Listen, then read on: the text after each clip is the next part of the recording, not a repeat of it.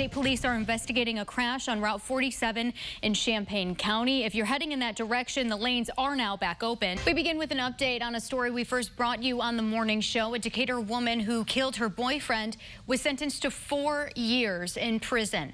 Billy Joe Soyster pleaded guilty to killing David Murray last year. Aaron and I are actually 8 feet apart right now, and starting today, we will be doing that. This is our way of doing what we can to keep the virus contained. Mattoon police are revealing more information about a murder plot involving a drug dealer in Champaign. 28-year-old Cody Cordes was arrested. Police say he planned the murder to get money, guns, and drugs. Region 3 is at 14.4% and Region 6 is at 11.3%. More than 10,000 cases were announced. More than 4,400 people are in the hospital. Now, we here in Illinois, along with New Jersey and Michigan, are right behind California when it comes to the number of cases of coronavirus.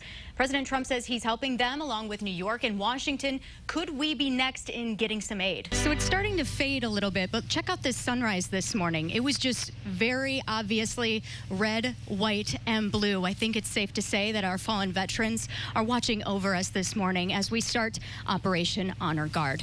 We are following breaking news this afternoon. Police are on the scene of a bank robbery in Champaign. First it was the snow, now we are dealing with the cold. We are all over it this morning to make sure you stay safe. One person is dead after a shooting in Champaign over the weekend. Police responded to a shooting at the intersection of West William Street and South Duncan Road. Let's talk about the need really quick, because a lot of people don't realize how many kids actually don't have the Christmas that they should. We touched 3,746 lives last year. Experts say one possible COVID-19 vaccine looks promising. It was developed by Pfizer. They say it looks about 90% effective. It requires a second booster shot. And while this is good progress, we are still months away from everyone getting access. It is our day of giving, a time when you can give back to CASA. That group supports abused and neglected children across central Illinois. WCIA 3's McLeod Hageman is live in our back parking lot with all of the details that you need to know to give back this morning. Hey, Mac. Fortunately, there's no emergency here, just an emergency for donations.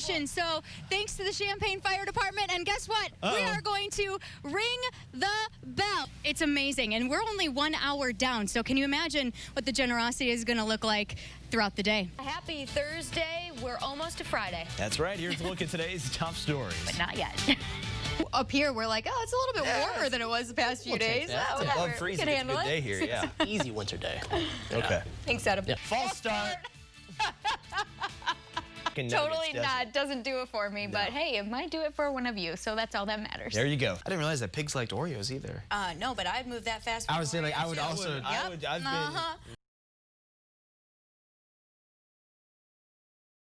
Police are investigating a crash on Route 47 in Champaign County. If you're heading in that direction, the lanes are now back opened. Those lanes were closed for about an hour. Our crew saw a semi on its side at one point, and state police say they are questioning the people involved to learn exactly what happened there. There were no ambulances on scene, and state police say no one was hurt. Please stay with WCIA 3 on air and online as we learn more details about what happened. A woman is dead after a 3-car crash in Sangamon County. We first brought you this yesterday on the morning show. Troopers say 30-year-old Stephen Mars was on Old Route 54 when his car crossed the center line. He sideswiped one car going in the opposite direction and then hit another head-on. 38-year-old Anissa Bartoletti died. We have another update to a story we first brought you on the morning show. A Decatur woman who killed her boyfriend was sentenced to 4 years in prison. Billy Joe Soyster pleaded guilty to killing David Murray last year. She admitted to detectives she stabbed him during an argument in their home. She said Murray hit her and started yelling at her. So then she picked up a piece of glass and stabbed him in the chest. New this morning, we have an update on the COVID-19 cases in Macon County. Right now, there are a total of 80 new cases. Macon County has seen about 4,500 cases altogether. Also new this morning, 3 people have died of COVID-19 in Coles County. Health officials are reporting an additional 46 cases as well. That brings the total to more than 2,600 people. 23 people are in the hospital. More than 2,000 people have recovered and 51 people have died. Across the state, the positivity rate has jumped to 11.4%. Region 3 is at 14.4%, and Region 6 is at 11.3%. More than 10,000 cases were announced. More than 4,400 people are in the hospital. 857 of them are in the ICU. 376 people are on ventilators. 14 more people have died, including 3 people in central Illinois. The total is now at more than 10,200.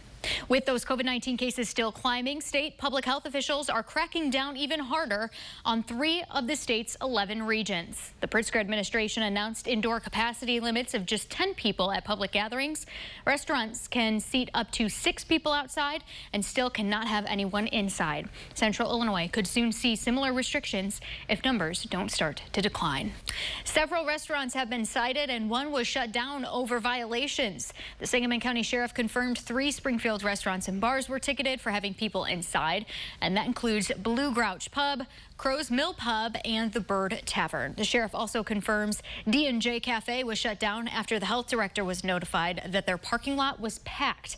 A health inspector and sheriff's deputies were sent over there. No word on how long that restaurant is going to be shut down for, though. Experts say one possible COVID-19 vaccine looks promising. It was developed by Pfizer. They say it looks about 90% effective. It requires a second booster shot. And while this is good progress, we are still months away from everyone getting access. So when could we have access to a vaccine? Well, experts say maybe next summer.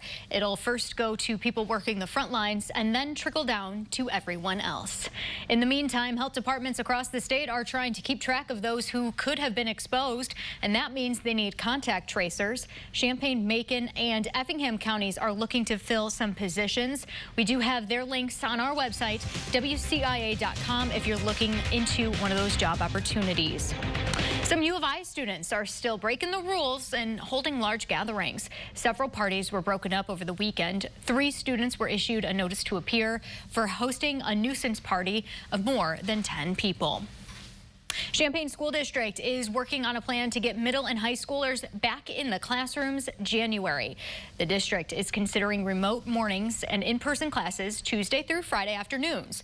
Officials are trying to block out 8 periods every day to keep things consistent. They say they would not be using a traditional schedule. Students across the board would be remote on Mondays. This would keep schedules in line with pre-K and elementary schools that started in-person learning late last month. All right, now that you're up to speed on the top news of the day, the top COVID news of the day, let's get to the weather. Jack, what's it looking like outside?